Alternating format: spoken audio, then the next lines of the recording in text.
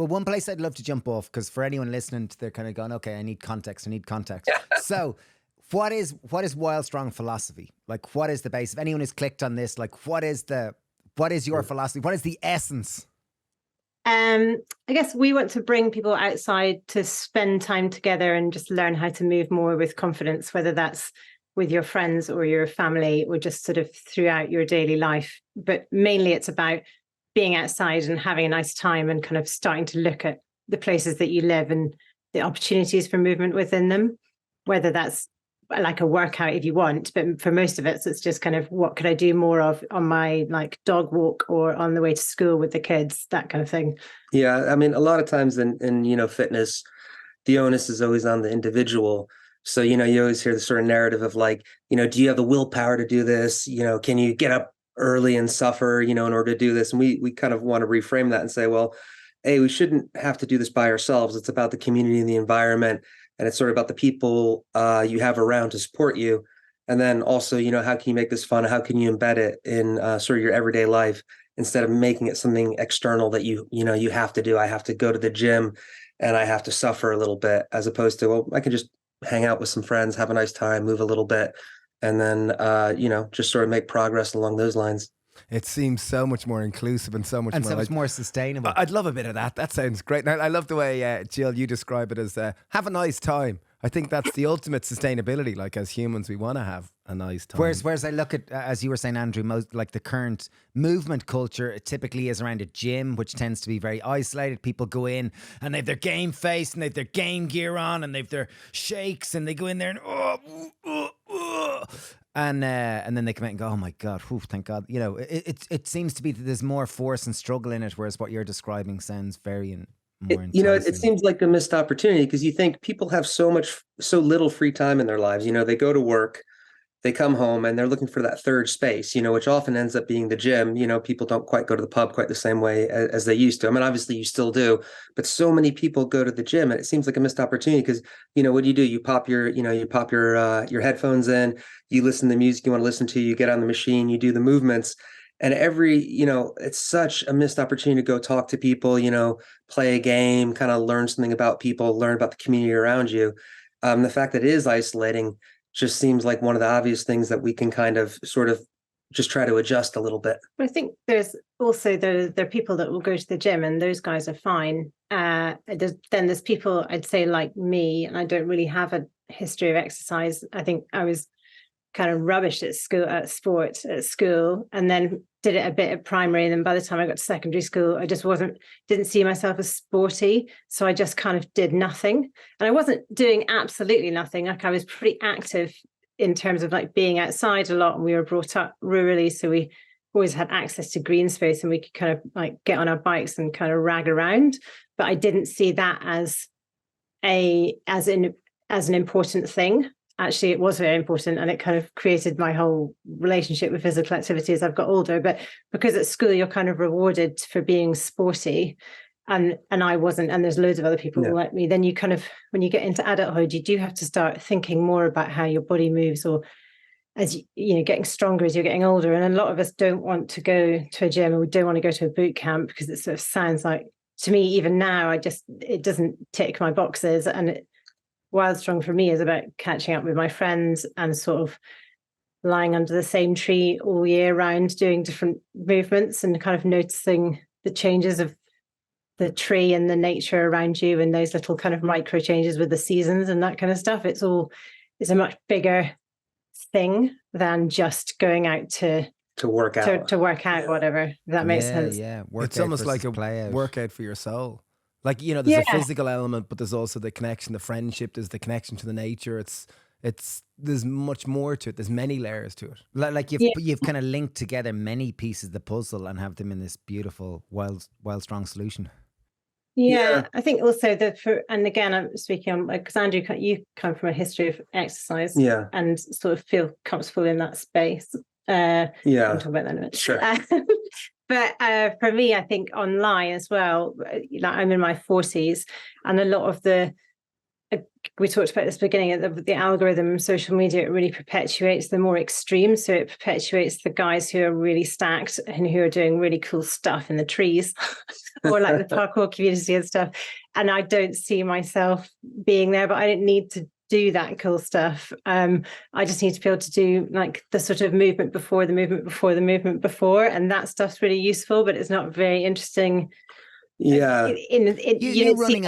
You running along a wall looks cool. Like that really, there's a cool video you running along a wall talking about the importance of balance every day and what happens when you practice balance every day. Like I think, don't undermine yourself. That's a really, that's really cool. I liked you walk along the railing in the playground. I thought that was cool, where you were questioning playgrounds. Why are they for kids and what do adults do? I thought that was great. Because so many adults just stand there on phones when their kids are playing. And they're forced to, like, I'm not demonising. But I think we haven't built it in. Like you have these playgrounds that are completely separated and built for tiny children, which is fantastic. But also if you could have sort of multi-generational, like natural play areas where they're not so prescriptive, there's like loads of different opportunity for movement. You could have grandparents and parents and carers just kind of doing something at the same time, because you do have that bit at the beginning of your children's life where you're like fueled on coffee and you can do nothing else except for sort of vaguely stand up. The row of tired parents drinking their coffee with their warm coats, watching the kids play,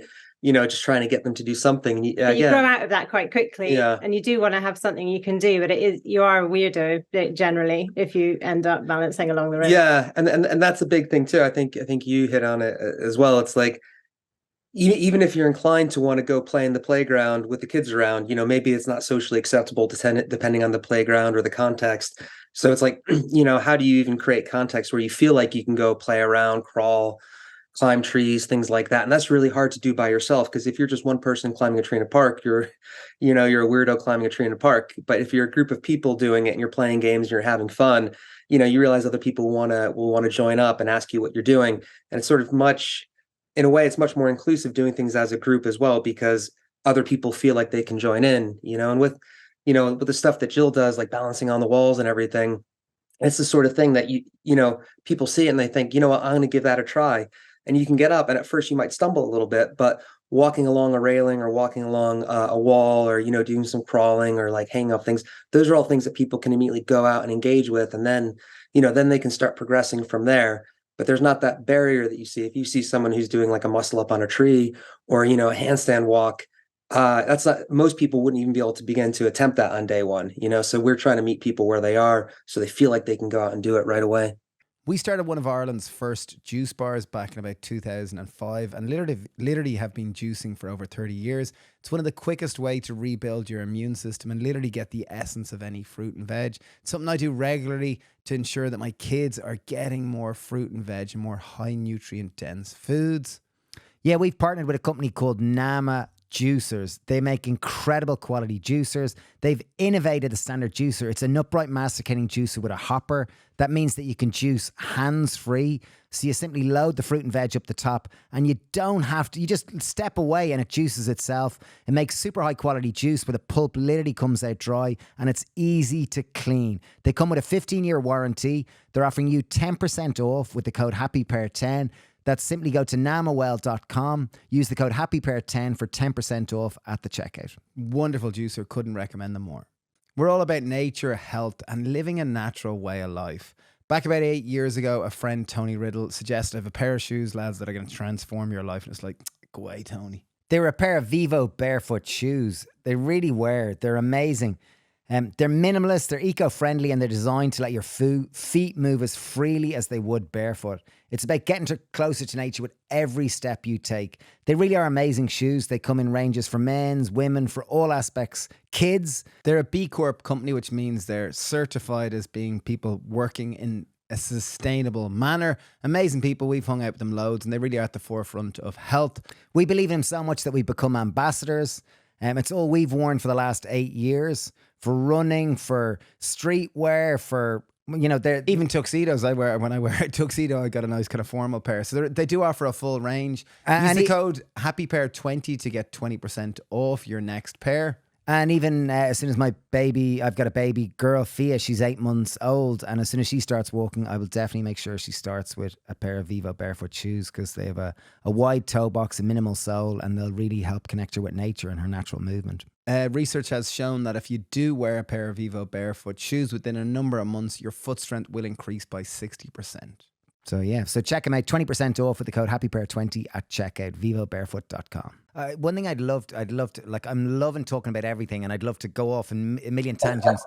And for anyone listening, I'm sure they're going, how did this happen? How did this come about? And what is WildStrong about? Because you've created a movement and you've got a structure, and we'd love to hear about how it happened.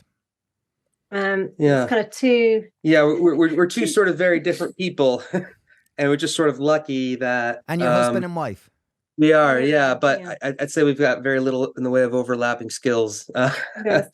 Yeah, so my background, I did the fitness industry thing for a while. So I was a CrossFit coach for 10 years. I was a personal trainer. I worked with professional athletes and things like that. And I remember I was at I was talking at a fitness convention in Southeast Asia.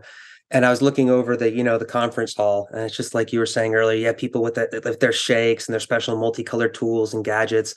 And when you've been in the industry for a certain amount of time, you see these cycles happen over and over and over again.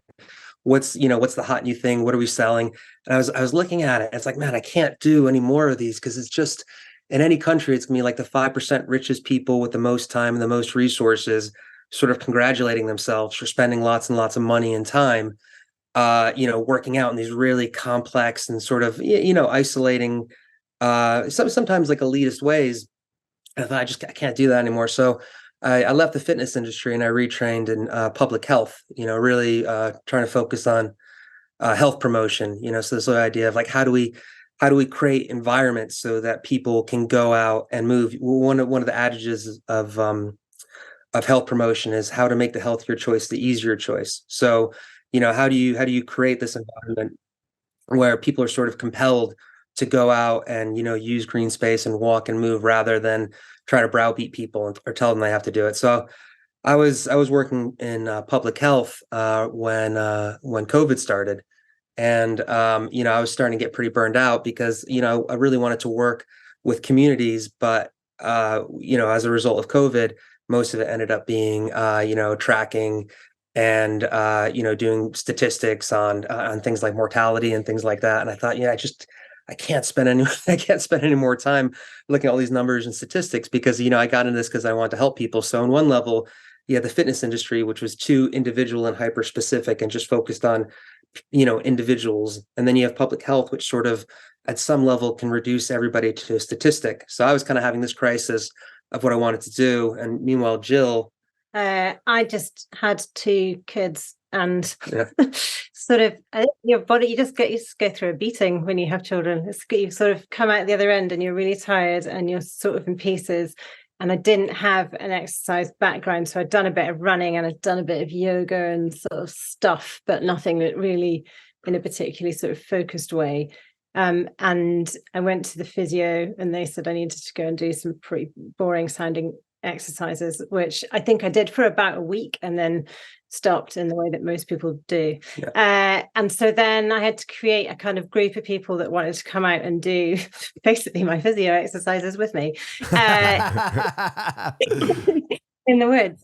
But with a bit more, it was like, oh, let's do something that's not a boot camp and that's kind of about kind of getting stronger. But I did have the physio exercises in there and kind of just having a nice time. And then it kind of snowballed. And then there was that weird bit of lockdown where in the UK we had, you were allowed to meet up with one other person. It was like post the first lockdown, maybe the second lockdown, you're allowed to meet up with one other person outside of your household. So we had a kind of WhatsApp group where everyone was in twos and they were allowed to go to the local green space and meet up. And then we would give them these kind of session plans and they'd have to do them. And it was so great. Because you're so desperate for human contact at that point. We just like leave some kettlebells or logs or rocks in the woods, and 2 people would agree to meet up at the same time, do whatever the workout was, maybe post their results, and we were sort of able to do it's not really results, just like I've done it. Yeah, I've done it. More for accountability. November evening with their head torches on,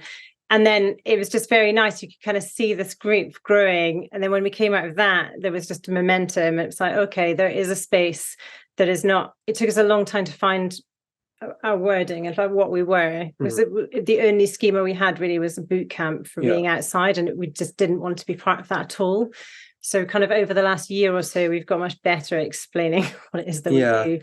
And that's kind of where the momentum gathered from that. It's been very nice to work with people who don't see themselves as exercisers, but then find a way to get physical activity into their lives that's kind of meaningful for them. So we have lots of little battles and things like that in the winter, which is really nice. And what is it now? What would you describe WildStrong as now? Now I think we talk more about using movement as the hook for everything else. So, and people get that with our memberships. It's like come along and have a nice time, and you'll do a bit of movement, and you'll learn about how your body moves and how it moves differently to other people, and you'll learn these skills that you can kind of take home and think more about how you could move more through your daily life. But I think that message suddenly seems to resonate with people. I don't know whether it's because we've got better at it or because there is more of that awareness around. It's funny because there's sort of two levels of talking about it. If I were talking to somebody in one space, I might say, well, what we try to do is we try to create these mutual aid networks where people get together and they meet each other face to face. And we're trying to create these cross connections so that, people can help each other out. Like if somebody needs a ride to the train station, someone in the group can help them. There was a time when one of our members broke their leg on a motorcycle accident, and, people were able to band together and get them some food and help them with cleaning. Or you can do like uniform exchange, so you don't have to buy new school uniforms for the kids, or, help set up, a gardening allotment or something like that. All these things that can come out of it. So, I say, well, it's a mutual aid network where people come together, and then, through physical activity, they create these social bonds. But then obviously, if you start talking about things like that, sometimes it can sound a bit, like a bit funny, or sometimes it sounds a bit complicated. So what we kind of say is, just trying to create a friendship group of people who go outside and play together. And that sounds weird too. But it's true because like the moment you start saying adult play, it's like people wonder, what you're going on about. Is there some weirdness? They wonder if there's some kind of weird... The kind of teaching through play is interesting, but I think we talk a lot now about this question of what do you need as you get older so you can keep participating in life? Yeah. And what are the sort of skills and confidences that you need so that you can get down to the ground? I know that you guys talk about this a lot, about getting down to the ground and getting back up again with confidence. But you see it in the older generation, particularly with my parents, like how you navigate a room is completely dictated by what you're able to do and how you move through it. So that question of what do you need so that you can keep participating in life seems to really kind of click with people. But the bit about play is always interesting. People don't talk about it too much. Because it's interesting because when when we're running a course and people want to come and learn how to be coaches with us, we'll sort of push the elements of play and exploration and problem solving through movement and things like that, because that really resonates with people who are sort of already bought into it. But when you're starting up a new community, if you lead with things like play and exploration, people don't have that schema, so, we talk about outdoor physical activity, we talk about longevity, we talk about healthy aging and things like that. And we try to show pictures of, people who look like normal people, not fitness models, not people wearing expensive athleisure clothes, people wearing normal clothes outside, having a good time, interacting with each other. And that sort of clicks because I think on some of our posters when we've been at conferences, we've said outdoor physical activity community support networks, but that doesn't really roll off the tongue either. But then, obviously the next question that people have is like, they say, oh, so is it like a boot camp? And that's one of the things that we always try to talk about why we're not really like a boot camp. First, no one gets yelled at, and generally in a lot of there's very little yelling. Yeah, we rarely yell. Sometimes other people yell at us. Shrieking with joy. Yeah, you do see a lot of laughing. I think because of the nature of logistics and a lot of outdoor physical activity or any kind of like, gym class environment, you're always going to have that sort of pyramid structure where you have, the coach at the top, whoever's leading it, and everyone just sort of follows. what the coach does. And that's one of the things we've really worked on over the last few years, is how to get away from that model. So we have a big push on peer coaching. And the idea is that at the beginning of a class, whoever's facilitating the class, the coach will come in and sort of talk about the why of today's session, maybe like present like a problem, like a movement problem, or like, how would you do something? Or, what would you do in this situation? And then we try to present some movement solutions, even it's something as simple as, how do you get a kettlebell above your head and carry it? How do you pick up something heavy? How would you climb over a branch if you were being chased, by a bear or something like that? And then what we try to do is we try to put everybody into groups of 2s or 3s and give people opportunity to coach each other, try to figure out the problems for themselves and play around with different angles, maybe introduce a game to see if you can sort of spontaneously come up with some of these movement solutions rather than telling people this is how you have to do it. And then at the end, we have a final sort of practical, what a lot of people might call the workout at the end, where you can kind of add a little bit of, sense of competition or a little bit more play, or even just like add a little bit more energy to it, try to have people do it at a faster pace and then see how the movement changes under stress. And then, we'll kind of come together and people will sort of talk about how it felt. And then we'll take what we learned in the previous session and we'll make sure that we touch on it again in a few weeks. So what we're trying to do is, instead of focusing on muscles or body parts, we're trying to focus on different skills or capacities or capabilities that people build up over time. So, how do you vault over a wall if you want to? How do you climb a tree? How do you move something heavy from point A to point B? And then what you find is as people do that, because they spend so much time coaching each other, they gain confidence. They have the sense of, the sense of ownership over the movements. And then while they're doing that, they're learning how to coach each other. So over time, when the community evolves, just regular people, they can start coaching classes. So again, it's not just the people at the top. So all of a sudden you've got like accountants and teachers and, just parents who all of a sudden are coaching classes and deciding what it is they want to focus on. And it really gets away from that sort of classic model. Yeah, I think it's brilliant.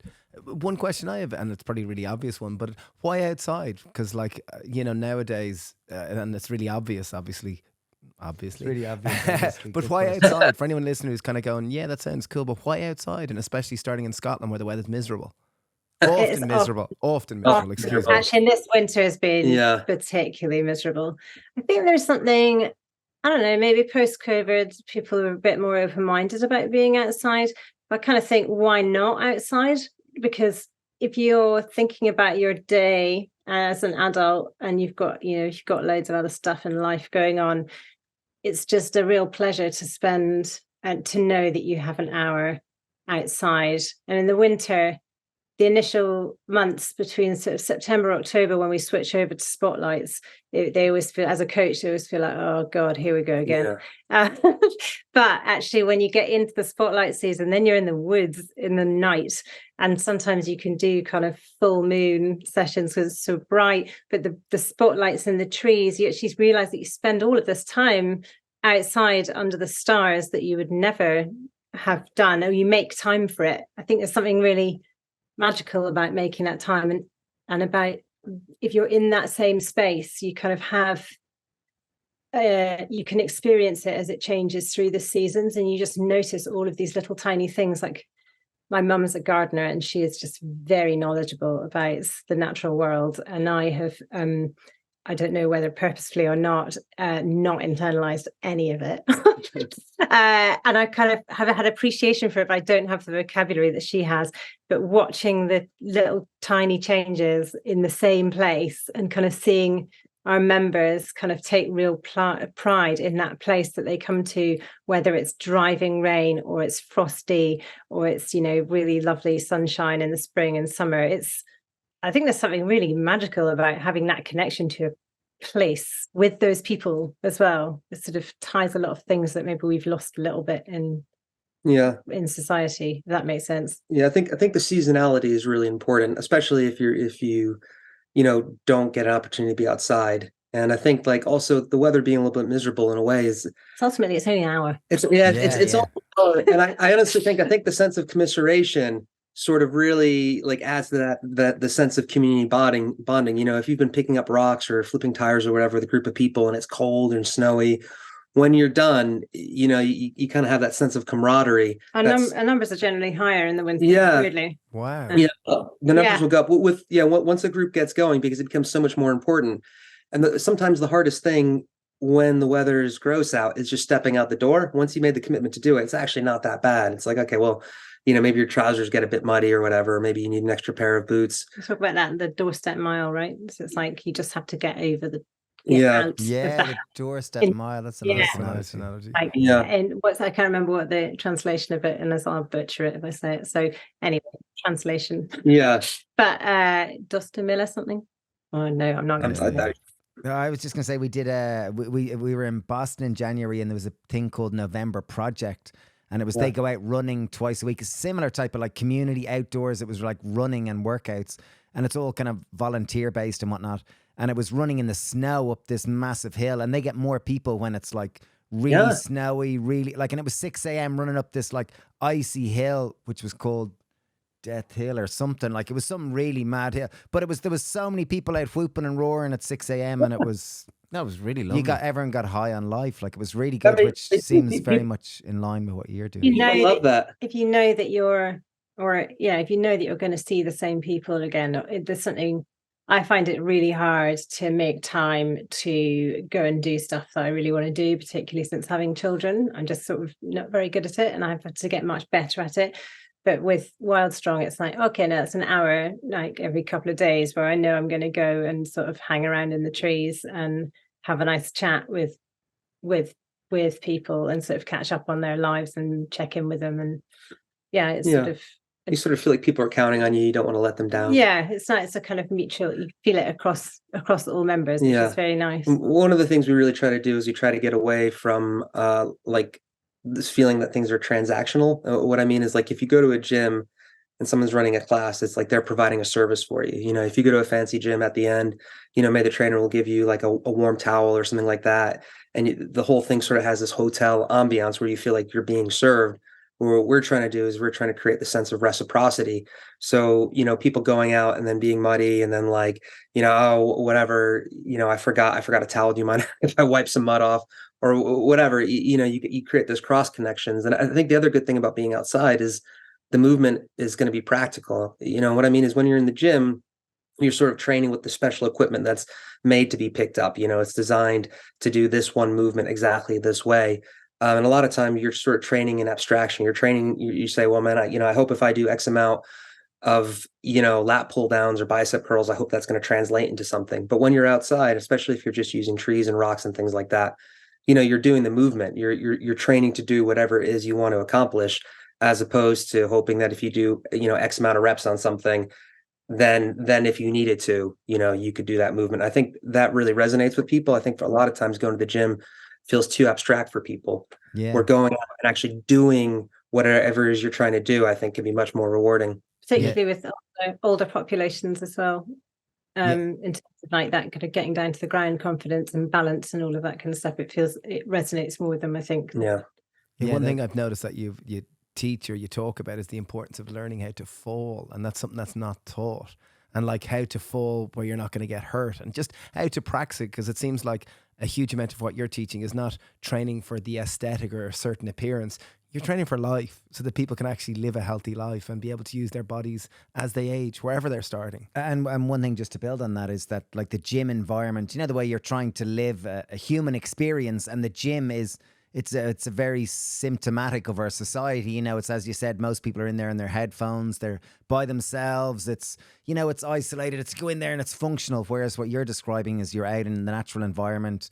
People are communicating, they're making connections, they're making friends. And this play seems to be the essence of it, which seems to be, a very healthy, rewarding, fulfilling in the moment. Like, because the gym is usually you're looking for a future goal, as in my muscles will be big or I'm losing fat. Whereas what you're describing is the reward is in the moment rather than future orientated, which I think is a huge distinction. And I think, gyms are great, for a real specific type of person. I think that it's sort of like, you see the same thing in schools. If you grew up being really academically minded, maybe you decide that you like school and then you decide you're going to become a teacher. So you're going to sort of automatically kind of empathize with people who are more academically minded, and you kind of create the cycle where a lot of people just feel like they're never good at school, But the same thing can kind of happen with gyms. A lot of times people who end up working in gyms are people who enjoy working out, and the people who thrive are people who, whatever reason, because they like, they're doing their programming and they like seeing that they've gotten 1% stronger every 16 weeks or something like that. But most people aren't wired that way. And we know it's not true. We know that they're not, because we've had, the modern fitness industry for 40 plus years now.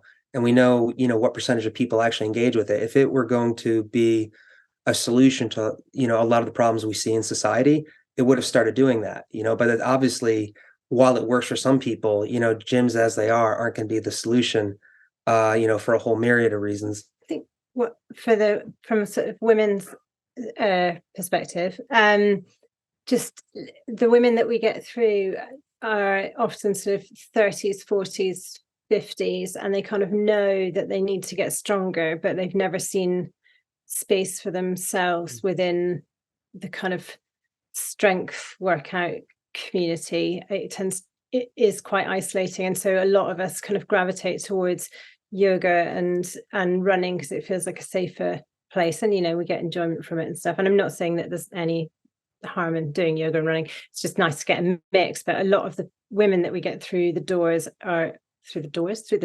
they know that they need to be doing strength training as they get older, but they don't know where to start, and they find it sort of terrifying. And there's so much fear around the sort of strength building and how strong we are, and like using our backs, and particularly with women. I think a lot of the way that through the peer coaching, because there's so much chat in that peer coaching bit, you're sort of taken out of the stress of being in a group. You're kind of with one other person, you're kind of catching up on their week while also trying to lift a rock. And then and then if we kind of see that is a real barrier, and they just kind of can't switch the switch off in their head because they're still really frightened of the rock, then we'll play games, and we kind of there won't be much of a build up to the game. We'll just sort of throw them into a kind of, right, we'll just do a quick game. And it doesn't feel too much like, do you know that thing, if you're in a sort of team building setting and someone's like, right, let's go and play a game, and you can kind of feel the eyes rolling in the room. Yeah. I mean, I know that. Like the sense I'm of like, forced fun. God. But there is something very joyful about playing like Floor is Lava or something with like a group of adults, or even like older adults, like 70-year-olds. They're just sort of, everyone just becomes a child again, and they kind of get out of their head, switch off all the things that tell them they can't do it, and just kind of get stuck in. And it's just Floor is Lava. That's such a good universal game to play in the sitting room. Oh, everybody loves it. Everybody loves lava. We do a lot of that, because if you got scraps of wood and old tires and rocks and things like that, you don't need anything fancy. And the best thing is you can have people design their own Floor is Lava thing. Or what we really love to do is we give people about 10 minutes to kind of come up with their own obstacles, do whatever, and they don't know they're about to do Floor is Lava. And then we say, okay, well, you've made this now. Now it's time to do Floor is Lava, and you can do tag, or you could have things where you have bean bags and people need to run to the center and grab a bean bag, and you have team scoring. But it gets over the fear, and it's a lot of what we do. A lot of what everyone in the fitness industry does is you help people with confidence. You help people get over fear. And going back to what we're saying about the falling, that's why the falling is so important as well, because there's this concept, people talk about the fear of falling cycle or the pain avoidance cycle, and there's different variations of it, but there are these feedback loops where, let's say, as you get older, you become afraid of falling. And you guys have probably heard this before already. So you stop engaging activities where you could fall, which means that all of a sudden you stop training, your balance goes down, maybe you develop a shuffle, which actually, makes your chance of falling go higher. And if you do fall, your chance of injury goes higher. So it creates this feedback loop where people develop more fear. As they develop more fear, they become more and more frail. But it's the same with other things as well. It's the same with avoiding pain. If you tweaked your back once 2 years ago, and you spend the next 2 years avoiding, moving your body through a full healthy range of motion that's available to you, with everyone's going to be different, then you're going to use your body less and less, and you'll become more and more afraid of using your back. So what we try to do is we try to reverse that. We try to create these virtuous cycles where people feel comfortable, jumping up and down, get them comfortable falling, get them comfortable balancing, from higher heights, get them comfortable picking up heavier things, and try to reverse that sort of contraction that happens as people get older. Sometimes our lives tend to shrink. So, the question is, what can you do to reverse that so people can start expanding again? Whether it's through, confidence or getting stronger, or getting faster, all of a sudden being able to do things they haven't been able to do for 20 years. The falling is interesting as well, because like people even quite in their 30s find it terrifying. It took me about a year to learn how to shoulder roll confidently from a run. Like I just find the whole thing absolutely terrifying. And I've never done. So for anyone listening, they go a shoulder roll from a So run. being What is that, or what does? That's what James Bond does. I know. Yes. See James Bond running out and running over something and tripping, and then he does a shoulder roll. But if you see anybody in the sort of parkour community they do them a lot, but they're rolling rather than a gymnastics roll that goes straight over your neck, it's sort of straight down over the back, whereas the shoulder roll goes sort of from a fleshy bit on the top of your shoulder to a fleshy bit on the opposite side of your back. And it's a really useful skill to know how to do, so that if you do trip up, you can absorb the energy of that and just kind of roll out of it and stand up and walk on, and it becomes sort of not even a footnote in your day. It doesn't even, you don't even mention it. Whereas if you don't know how to fall confidently, then it becomes a big sort of stop-start point in your day. But it is something that is really frightening, even with the sort of younger people that we teach. And I think, and again, I don't know whether it's gendered. Just from my experience, it feels quite gendered, because I would never really played football or anything that required me to sort of do like a slide or any of that stuff as a kid. I've always found it really frightening. So trying to do it in my like 30s and 40s has felt like a really big mental leap. But it has been really fun to learn. So once you've got it, you can really sort of fall everywhere. It's great doing it with, we try to do a lot of multi-generational play and setups as well. So sometimes we'll have like bring family days or like, have the grandparents bring the grandkids, whatever. And it's funny because you do see, just as you see a lot of kids who still have that resting squat, or kids who are really mobile, you see that kids will just run, and the way they fall, they haven't developed that fear, that stiffness yet. And even if they don't roll, they can kind of like take that energy, let it dissipate, and keep on going. Our 5-year-old, he falls about 15 times a day, and he just gets up and laughs and keeps on going. Well, most of the time. Yeah, he could like run across the field and fall over. Like if that was an adult falling, they would have really hurt themselves. But he could fall over 4 or 5 times in the space of like 200 meters. Yeah, and just sort of get back up and keep going. Sorry to interrupt you, but even to make it relevant to people, there's some statistic that if you fall over the age of 60 and break your hip, you're very likely within the next 3 to 5 years to die from various different causes, because statistically, like a fall and particularly breaking your hip is very correlated to early incidents of death. With all these issues, they're complex because obviously, well, why did you fall? Why did you break your hip? Because a lot of that could deal with bone density, because people, they haven't been exposing themselves to the sort of heavy lifting that's required, to fight off osteoporosis and osteopenia. So, you get the heavy lifting in, you get the confidence, you learn how to fall. And again, it's about creating that feedback loop. And even if it just means, the difference between being able to live independently by yourself for a few more years. But even that is, it's part of a bigger problem, because, maybe people shouldn't have to live independently. Maybe, if there was a community of people watching out for each other, then growing old wouldn't be so scary. I think growing old is terrified for people now because it's seen as something they often have to do by themselves instead of doing it with the village. Yeah, 100%. Yeah. Can I just lean into? I just wanted to ask Gill in particular about your journey with osteoporosis, not with it, but your curiosities in learning more about it and helping. It typically is more associated with women than men. If you could talk about like how you're talk about osteoporosis, because I know I've seen you've done videos on it and whatnot, and it's like it seems so relevant. And I think I find it quite so. Because I don't come from the kind of exercise or sports science background, I think I hadn't really understood how many people are affected by osteoporosis, or the kind of osteopenia, which is the sort of diagnosis that can lead to osteoporosis. And it really affects women.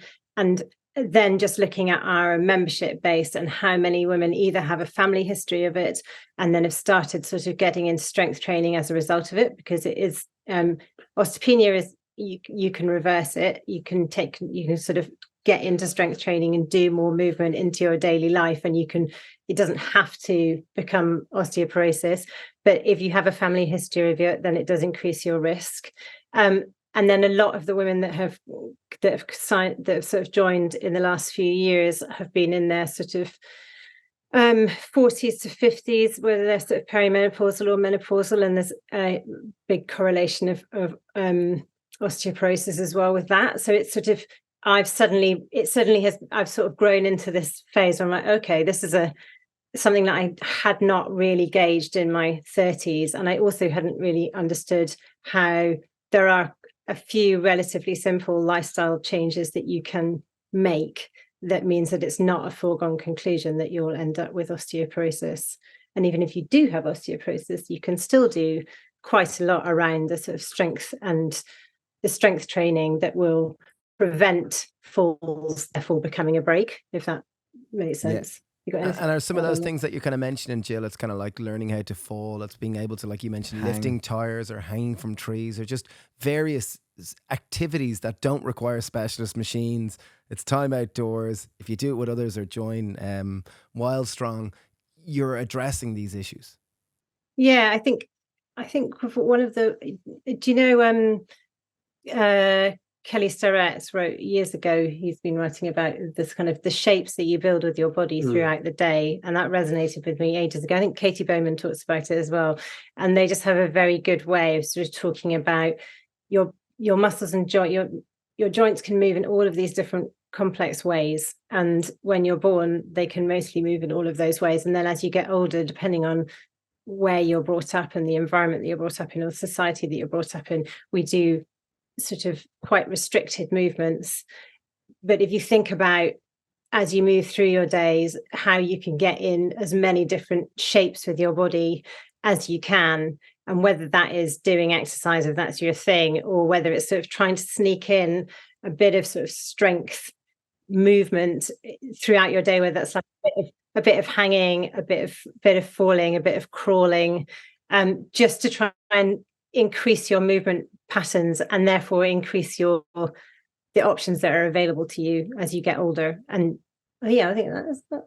Yeah. Good. That was a good job. Yeah, no, that was great, because like we do get very linear in our movements. Like it's like running, walking, or if you go to the gym, it can be whatever, biceps or triceps or dip curls or whatever, whereas that seem irrelevant to I love watching some of your videos where you're crawling this way and you're crawling sideways and you're crawling backwards and then you're doing beat walk, and you're really integrating this sense of play and that our bodies are multifaceted and we don't have to approach life so linear. And I think that's so important, because if you look at nature, what's a resilient ecosystem is a diverse ecosystem, and similarly we're a part of nature, and the more we can move in a diversity of shapes and patterns, the more we're going to be resilient. And I think that's what you're addressing so much with WildStrong.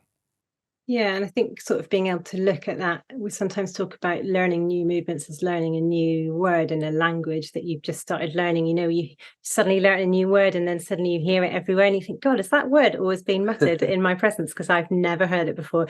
But when you've learned a new movement, suddenly the way that you look at everywhere you go suddenly changes, because you're like, oh, I can vault that. Or, I could clamber over that or clamber under it. Whereas previously that might have been an obstacle that prevented me from moving along this path. And it just completely changes every single, every dog walk that you take. I wonder, do you see a correlation between, as people, like stiff bodies reflect stiffness minds? Like I've got no research or data or science around this, but maybe you can throw in your tuppence of it. Like, a stiff body you would imagine might reflect a stiff mind, whereas a flexible, mobile, playful body like a child might have a more free and playful and imaginative and creative mind. Do you see something similar? Is that philosophy somehow imbued into WildStrong? I think it is, and I think it's sort of become more apparent. I think one of the best well, going back to the gym. Yeah, I mean it's a big question, because what Gill was talking about is like this idea of affordances. Is like when your perception, when your action capacities improve, whether you get stronger or you can start hanging and climbing on things, you start to see more around you, So if you can climb a tree, you walk around, you see all these great things to climb. If you can vault over a fence or balance along it, you see all these different things, things for play. When you go to a gym, the affordances available to you are constrained because they're all things that are designed to be used a certain way. When you go into the gym, even if you want to do something fun and crazy, A, the culture of it, and B, the built spaces kind of limit what you can do. So what do you do when you go to a gym? Well, you're going to run on a treadmill, obviously like quite linear there. And running on the treadmill is very different from running downhill and doing trail running. And you can see the way that people will coach, for example, sprinting, where they'll kind of teach like, a super brace core all the time, keeping everything stiff, as opposed to when you're running downhill, you kind of do this sort of linear pattern, absorbing the energy so you don't go too fast. But the big thing is if you're lifting, if all your lifting is done, through deadlifts, squats, which are obviously great, people, there's no issue with that. But if you learn how to deadlift, especially from a power lifter, it's all about creating stiffness throughout the whole body, trying to make your body as stiff as you can, retracting your shoulder blades, getting that intra-abdominal pressure, making sure your spine doesn't bend at all, etc. And what you find is, you do have a lot of people who spend all this time in this sort of braced position. And what's funny is when you start working on things like rolling and falling, everything that is true in terms of being good form when you're lifting up something heavy is the opposite. So what I mean is if you're lifting something overhead and it's heavy, you want to get stacked joints. You want to make sure that you have this linear relationship between all your joints so you can transfer energy efficiently. And you want to keep, generally you want to keep your spine stiff and, straight. But when you're falling, it's the opposite. You want to absorb the energy. You don't want to fall with stacked joints. You want to make sure everything's loose so you can absorb the energy. And when you roll, you don't want to have a stiff back. You want your back to be round specifically so you can roll. If you try to roll with a stiff back, you're just going to slap the ground. Crack your head. Yeah. And yeah, exactly. It really hurts. And it's one of those things, you need to teach, fluidity and suppleness along with stiffness. And that, martial arts are quite good at that. And this concept of pulsing, of being able to go between like relaxed and stiff, or, relaxed and, finding that stability. And I think that's one of the importance of having these different modalities, because you have to learn. And even, as people learn, there are all these debates in health and fitness about back health, so you've got like Stuart McGill, and a lot of the biomechanists who kind of talk about, bracing core and anti-movement, which I think is a useful lens to have. But then on the other hand, you have different people who, when they talk about backs, they talk about, maintaining full range of motion. And while it's important to make sure you get lots of flexion and rotation and things like that, and it's not that one side is always wrong or right, it's just that each has merits in different contexts. And I think one of the biggest issues is people just falling in love with one modality and deciding that that's the truth. Where I think when you're outside doing different things, it's very hard to do that, because you quickly realize that certain things work better than others, regardless of what what your initial biases were. Yeah, I think one thing you talk about is the importance of uneven surfaces. Because, we walk on tarmac, we walk on paths, we walk indoors, it's all very level. Whereas we're out in nature, there's a lot more necessity to adapt to the landscape as opposed to just walk straight. And I wonder if you could talk briefly about that, like, because that seems to be one of the important parts about training outside. Even when you're hanging from trees, a tree isn't just a straight pole or pull-up bar. It's wonky, some are big, some are fat, some break. We're forced to adapt and be more flexible, which I think is such an important life skill.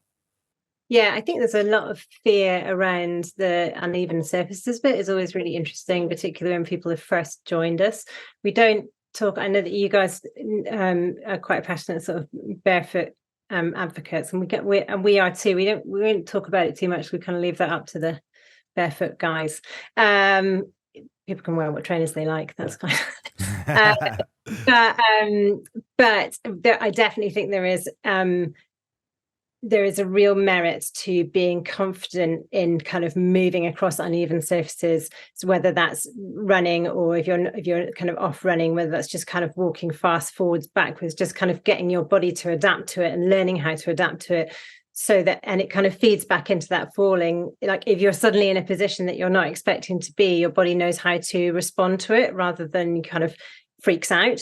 And again, with the trees and using the branches and stuff to climb and to pull yourself up, again, it's really, you could be really good at doing your pull-ups on a steel bar in the gym, but as soon as you go outside and you want to do it on a tree, you want to get up and over that tree, if you're doing it on a wider branch, it's very humbling because it's much shorter. And so you're learning different grip strength, you're learning how to, your body can adapt to all these different uneven surfaces. And again, it just sort of teaches resilience in so many different ways without having to sort of hit people over the head with it. One thing you mentioned there was grip strength, and I've heard that grip strength can often be an indicator or something which people neglect to kind of factor into longevity. They'll kind of go that, longevity, there's many aspects to it, but grip strength is meant to be a reasonable indicator on a very loose sense of longevity and physical capacity, because there's so many aspects of that. Have you found that, or is that something you consider? It's interesting because it's sort of a chicken and egg thing, obviously, with a lot of longevity tests, sit to rise test, or whether you're using VO2 max or whatever, they're all useful, and obviously by their nature, they're going to have some correlation with longevity. Grip strength, obviously, is a good predictor. And I think, it's often used because it's quite an inexpensive proxy to measure. But more importantly, from our standpoint, is it just builds your capacity to do all kinds of other things. So like if you have that good grip strength, it means that all of a sudden you can engage in, different activities, whether, you need to do some farming or move some heavy bags or whatever. Again, it just gets you out there doing things. Indicative. And what is grip strength? For anyone listening that goes, I don't know what you mean by grip strength. Is that just being able to hold things well? Yeah. I mean, like, depending on how much in the weeds you want to get into it, because, there's obviously different. Not too far in the weeds. Like, great. You've got pinch grip strength, then obviously, you have the full closed grip strength, you have all these different things. But it's just, I mean, with all this stuff, just keep it simple. Just hold on to different things, like when you're doing, your grocery shopping, try to hold your grocery bags in different ways. If you're moving the dog food, sometimes pick it up and scoop it underneath, sometimes try to bunch it up, hang off of things of different sizes, rather than just trying to focus on one best way of doing things. Just give yourself that variety, and there's going to be benefits. You're never going to go wrong if you just kind of build up like a wide base, and sometimes I'll talk about this idea of generalizability as opposed to specialization, which just means do lots of stuff. And it's generally more fun to do lots of things. And just to sort of just to underscore that, there's the quote from George Box that all models are useless, but all models are wrong, but some are useful. So any model that you're using will have flaws, but maybe elements of it will be useful. It doesn't really matter what the model is. So whether you're training your grip strength as part of your overall strength or the sort of sit to rise test, there are always going to be flaws in any of these models. So just kind of take elements of them and keep don't go too far down a rabbit hole. Exactly. That the map is not the territory. That's the same thing as like people will read an article saying, oh, X new test for longevity is great. But if all you do is you just practice around that test, you're gonna be missing low-hanging fruit from doing other things. One of the things I just wanted to talk about in terms of, variability and the importance of uneven surfaces is, a lot of times people have this fear of perfect form. And they're afraid that if they deviate away from some kind of perfect form, that they're going to hurt themselves. But perfect form is relative to the task. Good form on a squat is different if you're using a kettlebell, a sandbag, whether you're doing an Olympic barbell squat or whatever, they're all going to be different. There's resting squats and there's active squats. And, sometimes people think that if they just do one deviation, they're going to hurt themselves, but you're not. Your body is much more resilient than that. And one of the things I always thought, I think is really interesting is there's a lot more research on what's called the variability over use hypothesis, which is a fancy way of saying that a lot of times people hurt themselves because they do the same pattern over and over and over again. They try to get the perfect forefoot strike, or they always try to get the perfect, way of running on the track, where actually, if you add that variance to a system, you're going to build up that resilience. So instead of trying to squat the exact same way every time, use different implements and just sort of develop lots of different squats that are always going to be a little bit different. And that way, if you do, if you do sort of slip or something happens, you've built strength and, this whole supporting net around that one perfect bit of form. Where, even if people go to the gym and they do these nice full body workouts, they tend to be really, really overtrained in some things and undertrained in other things, just because they're always using the same tools over and over and over again. Yeah, very, very true.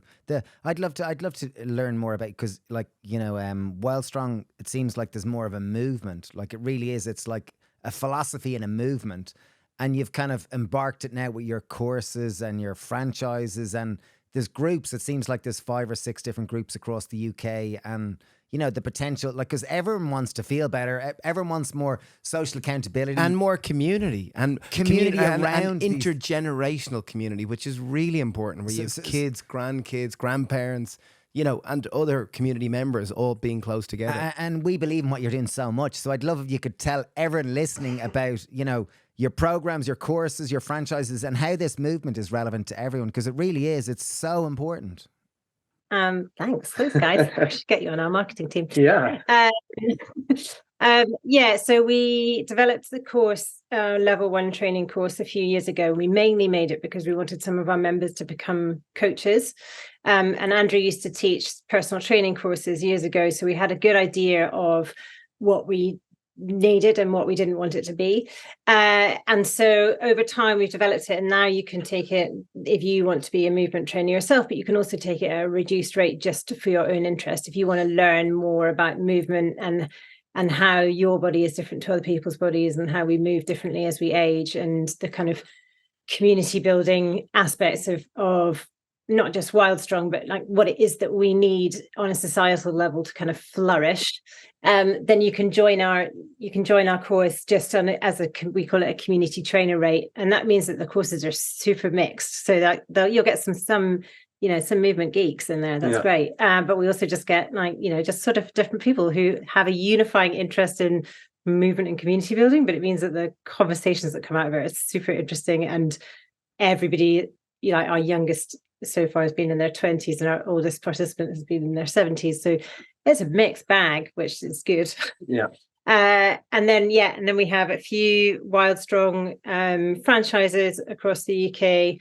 And then we've got a little kind of online movement course that you can do with a friend in a green space, which I really enjoyed producing, because that was just more about either getting your kids outside or getting a lot of people have been doing it with their parents. So they've been joining up with their mum and meeting up once a week to do this movement course, which is really nice seeing the pictures and sort of comments that have come out of that. And that's really sort of nice introduction to practical, playful movement and how you can incorporate it into your life.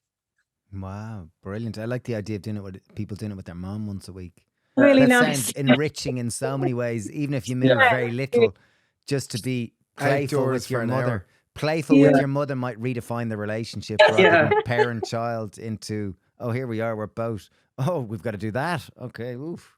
Right now. Sometimes they just do the warm-up and that's fine. Okay, do what you can. But it really is nice doing it with somebody else. And I think that's sort of one of the most important takeaway messages is, just not to think about this as being something you do as an individual, but you go out and move with somebody else and talk to them and just sort of, laugh as you're doing it. Get away from this idea of exercise as a form of penance and think of it as, social movement, because so much of what we do makes sense in the context of doing it, with others, whether it's like, helping a community, like, whether it's like helping at a garden or something like that. You don't want to do this stuff in isolation. And the best place to start with that is to do it with a friend, do it with your kids, do it with your parents, do it with your grandparents.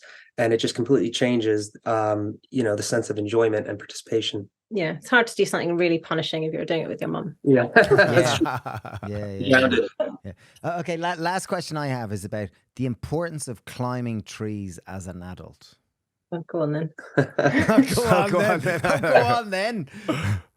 Yeah, I mean, it's a random one, and it seems like it's quite. I think it's it's a good summary of your philosophy, because most adults listening go, "Well, I haven't climbed a tree in ages. Why would I want to?" And it's like, I'd love to hear your thoughts on it. I mean, the good thing about trees is they're free, and when you climb them, you're interacting with the tree. You can't, when you're climbing a tree, it's not going to like a bouldering wall and just thinking of interacting with an inanimate object. You're sort of you're communicating with the tree as you climb up. As you climb up, you kind of have to get a sense of like, well, is this a branch that I should hold on to? Is this something I should put my entire weight on? How should I do it? As opposed to if you go to a climbing wall, that if you can access those those various holds on the roots, they're going to support you, where you kind of have to have a conversation with the tree and think about, what time of year it is, because the tree won't be as strong in the winter, as it is in like the late spring, early summer. It's going to be an entirely different kind of tree in terms of brittleness. It's great because it sort of brings together all the things we were talking about variability and different kinds of grips and getting your body in different positions, all that in-between strength. you're going to find yourself in these positions that you might never find yourself again, where you're hanging one way and pushing at something else, and you have your leg up here, and then you sort of navigate around it. So it's sort of like you get yourself in these yoga positions, you're pushing, you're pulling, it's upper body, lower body, you're working on that sort of, that fear response cycle that we were talking about. It's also kind of like, it's kind of a self-limiting exercise in that you don't want to go up so high that you can't get back down again. Where maybe the first couple times you do it, but then you get a sense of it. You can do it with your kids. Yeah, kids love climbing trees. I have a real fear of heights, so for me, tree climbing is really good because it pushes me very much to the edge of my comfort zone, sort of every time. And there are a few trees that I can climb regularly, and I can sort of like remember where I got to last, so I'm trying a little bit higher. But I get really wobbly, like not very high up that tree. So for me, I like it because it kind of, if I want to do something, it really takes me to the edge of discomfort. I can get a few meters high and really sort of start to like, yeah. But so it's good. It sort of makes my brain go into a slightly different place. I was just going to say, beyond the physical things, I think your inner child is brought forward, and there's an emotional childlike memory comes forward, and you remember that you are not this boring, responsible adult, although sometimes we have to be that. But that this inner child comes out in this kind of playful energy, which I think is so important. Yeah, and you're really in the moment, right? You're really it's in like the moment. One of those few things that really takes you. Yeah, you get in that flow state. That, like, you always hear the wild swimmers talking about it. Like they get into that kind of flow state of like in the moment. And I think the climbing trees, I think our kids are 5 and 7, and we can kind of do. It's very nice as a thing that we can all do together. It's just really fun, and they're much braver than I am, and it's just really nice as a kind of let's all go and climb some trees. It gets you looking at trees differently as well, because again, it's just if you start climbing, instead of just walking down a row of trees and you think tree, instead you think, oh, that's a beach, and that sometimes beaches have these really cool gnarly patterns when you're climbing up, or you say that's an oak, or oh, that's a willow, probably don't want to climb that. All of a sudden it makes them meaningful for you. So it's just another way to sort of reconnect with nature. They become friends. Yeah. And we do, like, we've got names for all the different, we've got a walk we do with our kids on most days, and we've got the elephant tree, we've got the dinosaur tree. Yeah, there's actually 2 elephant trees. There's the boyfriend and the girlfriend elephant trees. And then, but they're like sort of gnarled beaches. But then, and then so when our kids ask if they can go on a walk, they'll sort of like, it'll be relative. It's like, oh, can we go see the elephant tree today? Or can we go climb my favorite climbing tree? And it's nice because it does mean that, not even consciously doing it, but you are just sort of reintegrating nature. And it's nice to see the next generation kind of grow up with that as well. Like a sort of nature connection by stealth. Yeah. Yeah, in a sneaky fun kind of way. It's amazing. Yeah, without being too preachy about it. Yeah. Oh, really cool. Because I see kids regularly, like my kids' friends, that some of them can't climb trees and have never climbed trees, and you're just like, wow, we're coming here. We're like, wow, or there's an 8-year-old comes over to play and he's never climbed a tree, and you gotta give him a boost up the tree, and you're like, wow, okay, this is cool. We can do this. We got this. Yeah. Also quite terrifying when it's not your own. Yeah. You're go on, I got you. Yeah, exactly. It's a big call. It's like, oh, should I be doing it? But like, a lot of the stuff is just sort of allowing people. Sometimes people don't even realize this is possible, whether it's kids or adults. It's almost like you have to create the space so people can give themselves permission to move, and they can give themselves permission to pick up something heavy. They can give themselves permission to like move, to climb a tree and move in a strange way, or to play. And it is a kind of space that they haven't really explored before. It's really, and it's sort of, it's not, people, you just need to create that space, because if you just give people, if you say, okay, I just want you to go out and interact with nature, people will be like, well, what does that mean? But if you can sort of lead them to these different touch points where they can get a sense of what that means, then all of a sudden they can start developing, their own sense of improvisation, and they can start doing it in ways that are, that match their own needs. Yeah, sort of gateway. Then maybe they might sign up for a foraging course or a gardening course. Yeah. Not through us. Yeah. Well, this has been amazing. It really has. Are there any kind of final things you want to share with people listening, or any, Your website is wildstrong.co, not .co.uk, just .co. And we are WildStrong on Instagram. There's great content. Jill tends to front that up with Andrew and cameo roles. Yeah, Jill's much better at social media than I am. At social media. Yeah, you might see me in the background, sort of grimacing.